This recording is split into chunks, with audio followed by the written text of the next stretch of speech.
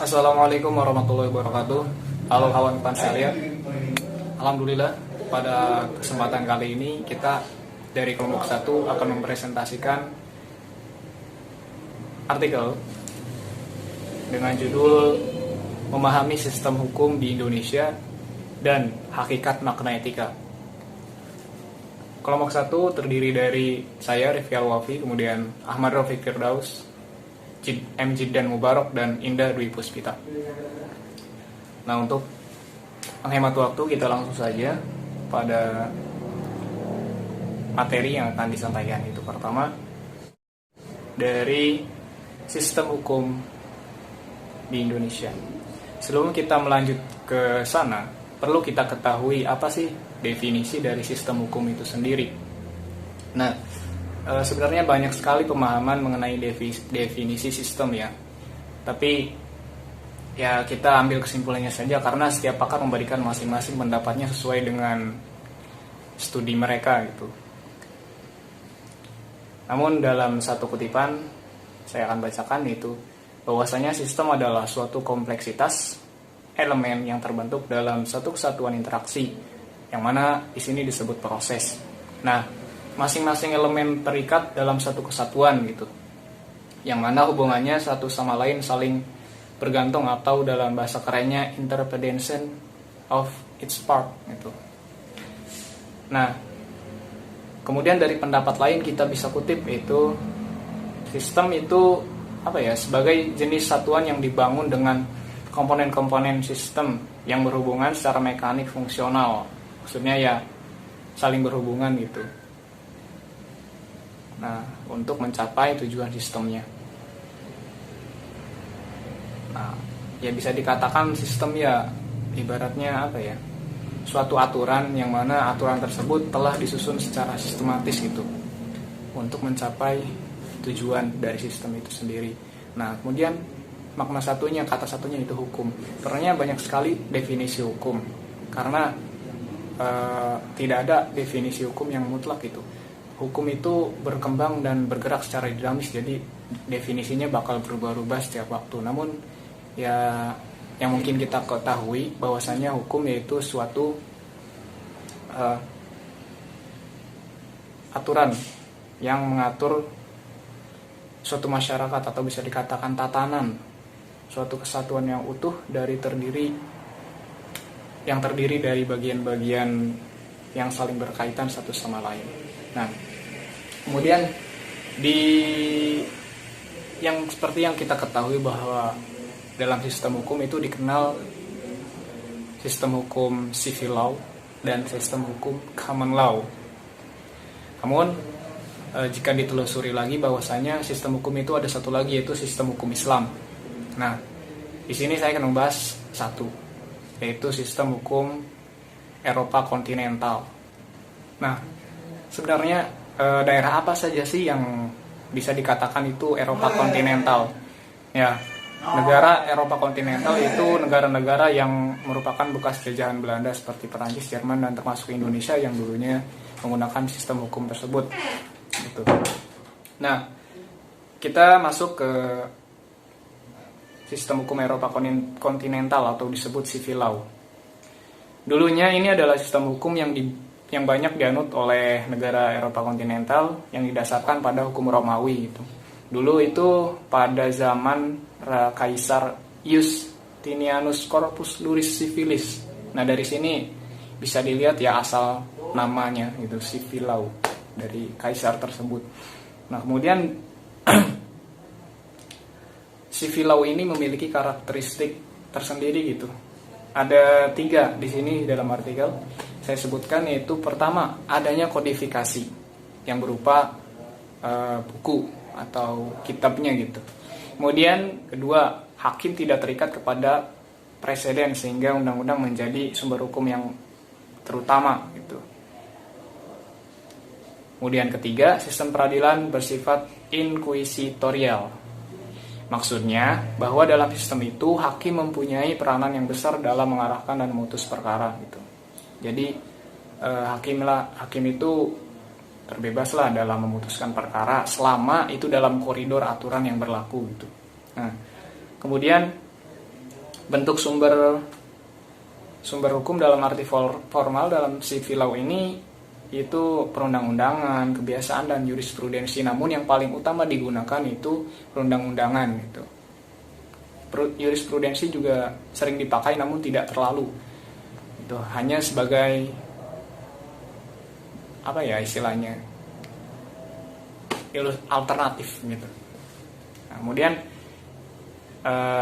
dalam sistem civil law juga ada kebiasaan, yang mana kebiasaan ini dijadikan sebagai sumber hukum yang kedua. Itu tadi kan disebutkan bahwa pertama itu perundang-undangan, kebiasaan, dan jurisprudensi. Nah, kenapa bisa dijadikan sumber hukum? Karena kehidupan masyarakat begitu kompleks sehingga undang-undang tidak mungkin menjangkau semua aspek kehidupan manusia. Dalam hal ini dibutuhkan hukum kebiasaan. Perlu kita ketahui yang menjadi sumber hukum bukan kebiasaannya, tapi hukum kebiasaan. Gitu. Ya kebiasaan bisa aja bangun tidur pagi atau apa gitu. Tapi hukum kebiasaan itu sifatnya terikat, mengatur gitu. Itu beda kan dari kebiasaan dan hukum kebiasaan, itu perlu dibedakan.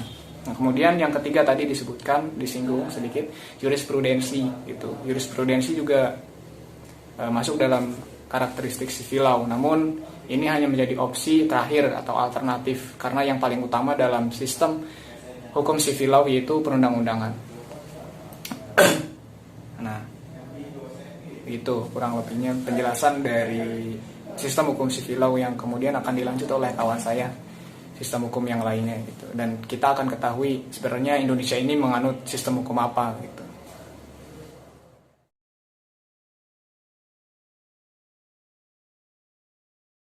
Anglo-Saxon atau Common Law. Sistem hukum Common Law adalah sistem hukum yang dianut oleh suku-suku Anglika dan Saksa yang mendiami sebagian besar Inggris, sehingga disebut juga sistem Anglo-Saxon. Negara-negara bekas jajahan Inggris menganut sistem Common Law. Akan tetapi, Amerika Serikat sebagai bekas jajahan Inggris mengembangkan sistem yang berbeda dari yang berlaku di Inggris. Meskipun masih dalam kerangka sistem common law, perkembangan politik, ekonomi, dan teknologi Amerika Serikat yang lebih pesat daripada yang terjadi di Inggris menyebabkan Amerika Serikat banyak bertransaksi dengan negara lain. Hal ini berimplikasi pada banyaknya hukum Amerika Serikat yang dijadikan acuan atau landasan transaksi yang bersifat internasional. Oleh karena itulah, sistem common law pada saat ini lazim disebut sebagai sistem Anglo-American. Sistem common law sangat berkembang di Inggris, terutama melalui pengadilan kerajaan yang dibentuk semasa Raja William dan pengganti-penggantinya berkuasa. Di wilayah jajahan Inggris, pengadilan kerajaan sangat kuat yang membawahi pengadilan-pengadilan lokal dan hanya sedikit menangani masalah-masalah kaum meningrat. Sedangkan di lain pihak, pengadilan rakyat yang lama tidak lagi digunakan. Hukum yang dikembangkan oleh pengadilan kerajaan secara cepat menjadi suatu hukum yang umum atau common bagi semua orang di seantero negeri. Itulah sebabnya sistem hukum Inggris disebut sistem common law. Perlu juga untuk diungkapkan di sini bahwa sebenarnya Amerika Serikat merupakan bekas jajahan Inggris. Akan tetapi dalam perjalanan kehidupan bernegara, Amerika Serikat mengembangkan sendiri sistem hukum maupun substansi hukumnya. Salah satu perbedaan mencolok di antara keduanya adalah bahwa Amerika Serikat memiliki konstitusi tertulis sebagai hukum tertinggi di Amerika Serikat. Inggris tidak mengenal suatu kondisi tertulis. Praktik ketatanegaraan Inggris didasarkan atas convention atau praktik ketatanegaraan yang dijalankan berdasarkan kebiasaan.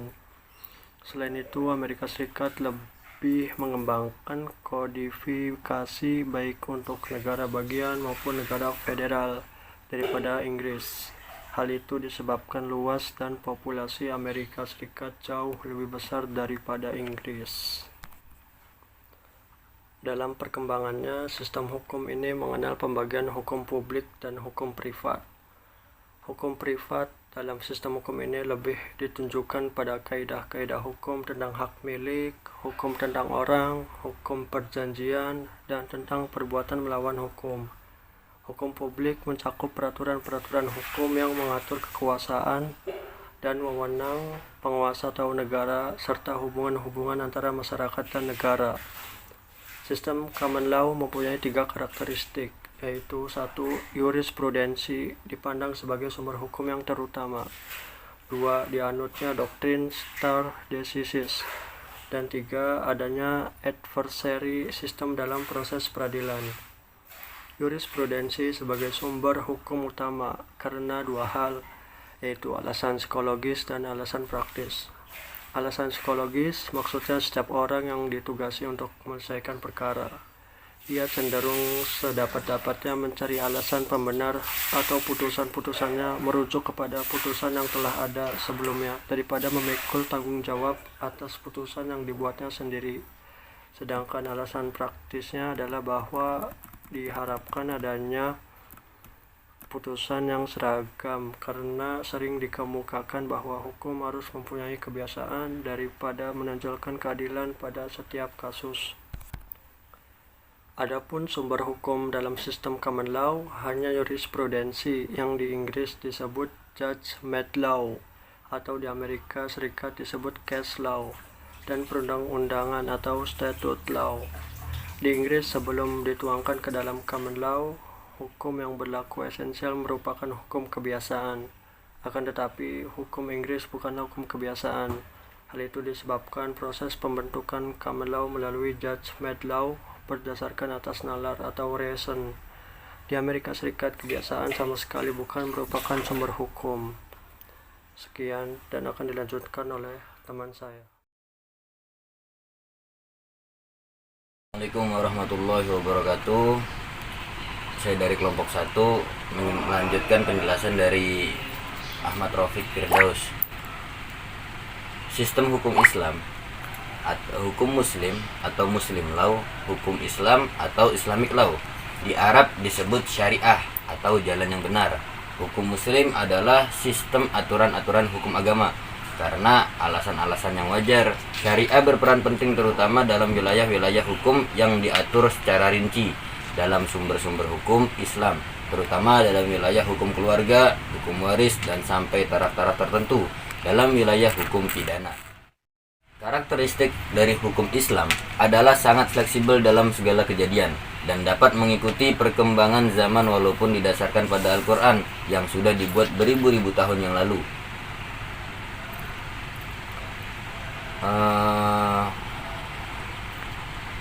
Dan tidak dapat diubah. Persebaran negara-negara yang menganut sistem hukum Islam banyak dijumpai di negara-negara Jazirah Arab. Tidak hanya itu, negara-negara di Asia dan di Afrika Timur banyak yang menganut sistem hukum Islam, baik secara langsung maupun berbaur dengan sistem hukum lainnya. Sebagai bekas negara jajahan Belanda, penjajah terlama di Indonesia, sistem hukum Indonesia cenderung mengikuti sistem hukum civil law. Karakteristik hukumnya sangat mirip, akan tetapi sebagai negara yang mayoritas penduduknya beragama Islam, sistem hukum Islam juga mempengaruhi kehidupan berbangsa dan bernegara di Indonesia. Banyak peraturan perundang-undangan di Indonesia, baik secara terdapat satu provinsi, Nangro Aceh Darussalam. Contohnya, Nangro Aceh Darussalam yang memiliki keistimewaan dengan menerapkan sistem hukum Islam dalam tata pemerintahan dan kehidupan sosial sehari-harinya. Terakhir, jangan lupakan keberadaan sistem hukum adat yang juga tumbuh dan diakui keberadaannya dalam sistem hukum Indonesia. Walaupun secara terbatas, beberapa pengaturan di bidang hukum waris dan hukum Amerika serta hukum pidana atau secara terbatas dipengaruhi atau mengadopsi sistem hukum adat. Dengan demikian, berdasarkan penjelasan di atas bahwa sistem hukum di Indonesia yakni sistem hukum campuran, argumentasinya bahwa beberapa karakteristik sistem hukum yang berlaku di dunia juga adopsi di Indonesia, dan juga pelaksanaannya tidak memungkinkan untuk menerapkan satu sistem hukum secara menyeluruh, mengingat kemajemukan warga negara Indonesia. Hakikat, makna, dan etika. A. Definisi etika. Etika berasal dari bahasa Yunani, ethos, dengan bentuk jamaknya, yakni taeta, yang berarti kebiasaan.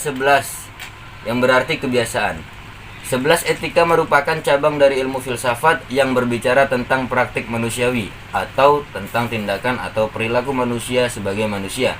Nilai-nilai etika diciptakan berdasarkan kodrat manusia, sehingga etika tidak bersandar pada ajaran agama atau paham tertentu. Etika adalah membahas perilaku manusia yang baik dan tidak baik untuk dilakukan manusia sebagai manusia secara ilmiah dan rasional. Etika memberikan wacana bagi manusia bagaimana seharusnya manusia berperilaku yang baik. Etika tidak memberikan sanksi hukum bagi yang tidak menurutinya. Etika diartikan sebagai studi tentang benar atau salah dalam tingkah laku manusia secara rasional. Dengan kata lain, etika adalah usaha manusia untuk memakai akal budinya dan daya pikirnya untuk memecahkan masalah bagaimana ia harus hidup berperilaku sebagai manusia jika ia mau menjadi baik. 13. Jadi dapat dikatakan bahwa etika ialah suatu penilaian tentang baik dan buruknya berperilaku manusia. Sekian dari saya. Assalamualaikum warahmatullahi wabarakatuh. Dalam pengertiannya, etika dapat disandingkan dengan beberapa istilah serupa, seperti etiket, moral, kesusilaan, norma, kode etik, dan akhlak, yang tentu meski serupa memiliki karakteristik masing-masing.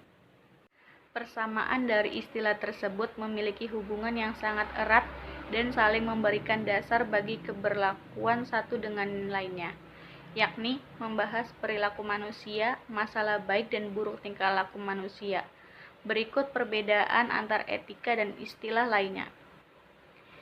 Etika lebih mengatur relasi yang baik dengan sesama yang seringkali diwujudkan dalam bentuk aturan tidak tertulis. Moral menjadi batu uji dari segala sesuatu yang dikerjakan seseorang, dan perbedaannya terletak pada sumbernya. Jika etika berasal dari rasio atau pikiran, sedangkan moral berasal dari kebiasaan. Perbedaan etika dengan etiket. Etiket adalah ilmu tentang perilaku manusia, sedangkan etiket adalah bagaimana kesopanan seseorang di depan yang lain. Etiket sebagai suatu penilaian terkait perilaku manusia dengan lainnya dalam hal kesopanan. Perbedaannya norma dengan etika, bahwasanya tindakan manusia ditentukan oleh macam-macam norma, sedangkan etika menyelidiki dasar semua norma. Kesusilaan mengatur perilaku manusia yang berpatok pada adab dan kepantasan yang semestinya, yang mana cenderung pada aspek susila, sedangkan hanya secara umum menjabarkan bagaimana baik buruknya perilaku manusia. Perbedaan mendasar dari etika dan kode etik, yaitu dalam hal bentuknya. Jika dalam etika aturan dan penilaian baik buruknya itu tidak tertulis, sedangkan kode etik, selain untuk mengatur pola perilaku manusia, juga ada bentuk tertulisnya. Persamaan antara akhlak dengan etika adalah keduanya membahas masalah baik dan buruk tingkah laku manusia. Perbedaannya terletak pada dasarnya sebagai cabang filsafat. Etika bertitik tolak dari pikiran manusia, sedangkan akhlak berdasarkan ajaran Allah dan Rasul-Nya. Tujuan, fungsi, dan alasan mempelajari etika. Tujuan dari mempelajari etika adalah untuk mendapatkan konsep mengenai penilaian baik buruk manusia sesuai dengan norma-norma yang berlaku. Pengertian baik yaitu segala perbuatan yang baik, sedangkan pengertian buruk yaitu segala perbuatan yang tercela. Tolak ukur yang menjadikan norma-norma yang berlaku sebagai pedoman tidak terlepas dari hakikat dari keberadaan norma-norma itu sendiri, yakni untuk menciptakan suatu ketertiban dan keteraturan dalam berpola tingkah laku seseorang dalam bermasyarakat. Etika bertujuan untuk menerangkan hakikat dari kebaikan dan kejahatan. Hal ini sangat penting untuk dipahami supaya manusia dibantu untuk memiliki pegangan atau patokan dalam menentukan mana yang baik dan mana yang tidak baik dalam bertindak. Sebab mau tidak mau, senang tidak senang, hidup manusia selalu dikuasai oleh gagasan-gagasan yang benar dan tidak benar, yang baik dan yang tidak baik. Etika menjadi sangat penting karena memberi rambu-rambu bahwa tindakan itu penting dan cara bertindak manusia sangat dipengaruhi oleh keyakinan mana yang benar dan yang tidak benar, atau mana yang baik dan yang tidak baik. Selain tujuan, ada pula fungsi dari mempelajari etika itu sendiri.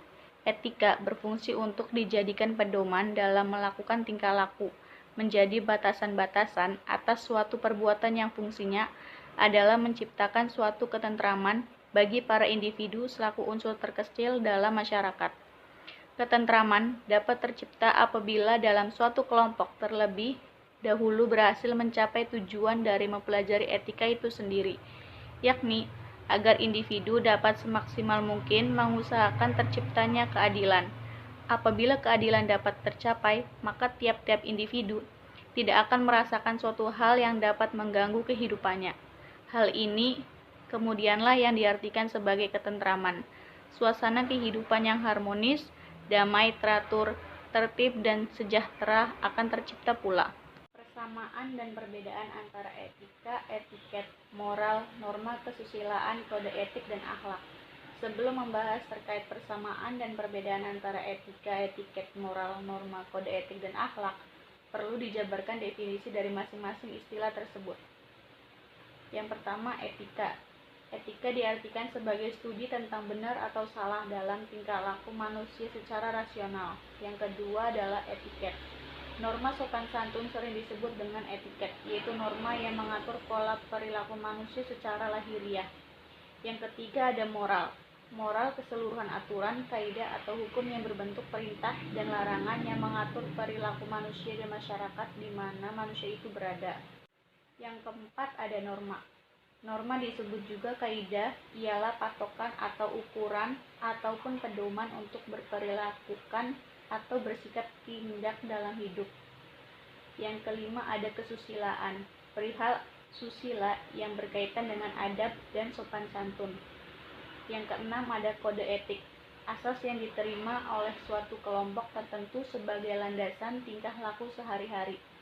Dan yang terakhir ada akhlak, perilaku yang tampak dengan jelas baik dalam kata-kata maupun perbuatan yang memotivasi oleh dorongan karena Allah. Ditilik dari pengertian yang sudah dijabarkan di atas, dapat diketahui persamaan dan perbedaan di antara istilah-istilah tersebut. Jadi kesimpulan dari artikel ini, berdasarkan pembahasan di atas mengenai sistem hukum di Indonesia dan hakikat makna etika dapat ditarik 10 kesimpulan. Di antaranya pertama, dalam tatanan hukum yang umum, diketahui ada dua model sistem hukum, yaitu sistem hukum Eropa kontinental dan sistem hukum Anglo-Saxon. Namun, di beberapa negara ada pula satu sistem khusus, yakni sistem hukum Islam. Yang kedua, Indonesia merupakan salah satu negara yang sangat majemuk, mulai dari budaya, adat, agama, dan lainnya. Dengan adanya keanekaragaman ini, mempengaruhi pula sistem hukum yang dipakai.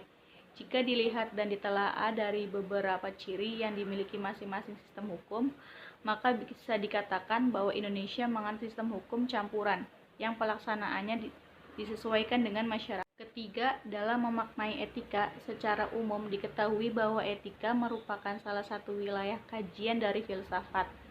Etika berperan dalam menilai baik dan buruknya perilaku manusia. Etika berfungsi untuk dijadikan pedoman dalam melakukan tingkah laku, menjadi batasan-batasan atas suatu perbuatan yang fungsinya adalah menciptakan suatu ketentraman bagi para individu selaku unsur terkecil dalam masyarakat.